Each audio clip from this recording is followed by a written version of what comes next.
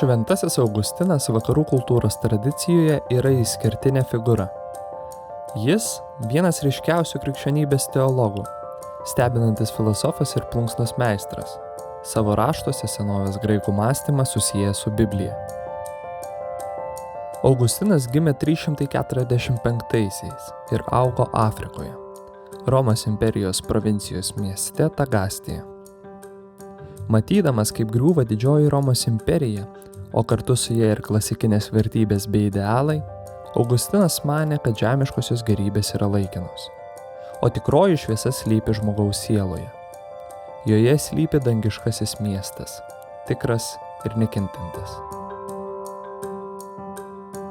Augustino išpažinimai – vienas reikšmingiausių kūrinių vakarų kultūroje. Tai pirmoji autobiografija vakarų civilizacijos istorijoje, kurioje Augustinas atveria asmeninius klystkelius. Išpažinimuose nugula Augustino svarstymai apie nuodėmę, atmintį bei laiką. Pirmoji idėja – nuodėmė. Eina žmonės stebėtis aukštais kalnais ir neaprėpiamomis jūrų platybėmis, ir galingais upių kriokliais, ir vandenyno toliais, ir žvaigždžių takais, o palieka save pačius, rašo Šventasis Augustinas. Šventajam Augustinui net ir įspūdingiausi pasaulio kraštovaizdžiai neprilygsta tam, kas dedasi mūsų viduje. Anot jo, kur kas įdomesnis pasaulis yra žmogaus sieloje. Žmogaus viduje slypi įspūdinga buveinė, kurioje susiduria dvi jėgos – dangiškoji šviesa bei mūsų žemiškieji troškimai. Išpažinimai aktualūs tuo, kad tai yra vienas pirmųjų psichoanalizės pavyzdžių vakarų kultūros tradicijoje. Iki tol manyta, kad anksčiau minėti žemiškieji troškimai tai yra iracionalus mūsų noras juos patenkinti ir juos privalo suvaldyti protas arba racionalioji sielos dalis. Augustinas jautriai ir atvirai pastebi, kad to nepakanka ir klysti yra be galo žmogiška. Išpažinimai tai jautri Augustino išpažintis, savo nuodėmių pripažinimas. Vienas ryškiausių nuodėmės pavyzdžių glūdi antrojoje išpažinimų knygoje. Augustinas prisimena savo jaunystę ir skaudžią nuodėmę – kriaušių vagystę. Neskubėkime juoktis, nes prisimindamas ją Augustinas atranda kai ką prasmingo. Jis prisimena, kad kriaušių jam net nereikėjo, o taip jis pasielgė todėl, nes nuodėmė pasirodė patraukli. Aš turėjau gausybę geresnių vaisių, o tuos nuskyniau tik todėl, kad pavogčiau, pastebi jis. Apmąstydamas šią nuodėmę, Augustinas keliauja iki tol nematytų įžvalgų apie žmogiškąją prigimtį. Anksčiau minėti senovės graikai, pavyzdžiui Platonas, teigia, kad žmogaus protas turi suvaldyti nuodėmingus troškimus ir manė, kad visos blogybės kyla iš nežinojimo. Tuo tarpu Augustinas puikiai žinojo, kad elgėsi blogai.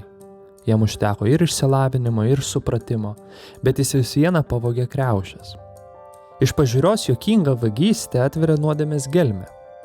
Žmogus yra nuodėmingas ne dėl nežinojimo, o todėl, kad nuodėmė yra patraukli. Antroji idėja – atmintis. Augustino svarstymai apie atmintį yra viena įdomiausių išpažinimų temų. Jis rašo: didelė yra toji atminties jėga, labai didelė, plati ir beribė erdvė. Kas yra pasiekęs jos dugną? Atmintis Augustinui tai tarsi milžiniški rūmai. Tarsi milžiniškame duomenų centre ten viskas suskirstyta, surūšiuota ir atidėta, kad panorėję galėtume atsiminti. Taip mąstydamas apie atsiminimo erdvę, Augustinas išplečia mūsų proto ribas. Mūsų protas yra tarsi rūmai, o už kiekvienų durų atsiveria naujas atsiminimų pasaulis.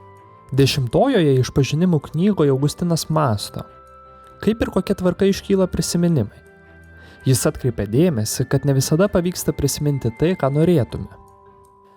Kai kurie atsiminimai pasirodo tuoj pat, kai kurių tenka ieškoti ilgiau, o kai kuriuos tenka traukte ištraukti, tartum jie slėptųsi paslaptingose mūsų atminties sandėliuose. Atminties pasaulyje slypi ir suvokimas apie save, Įgydami patirties galime naujai pažvelgti į prisiminimus, o tai suteikia galimybę juos pamatyti naujoje šviesoje.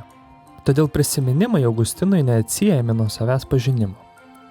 Prisiminti vadinasi kalbėti su savimi praeityje ir suvokti tai, ko nepavyko padaryti anksčiau. Trečioji idėja. Laikas.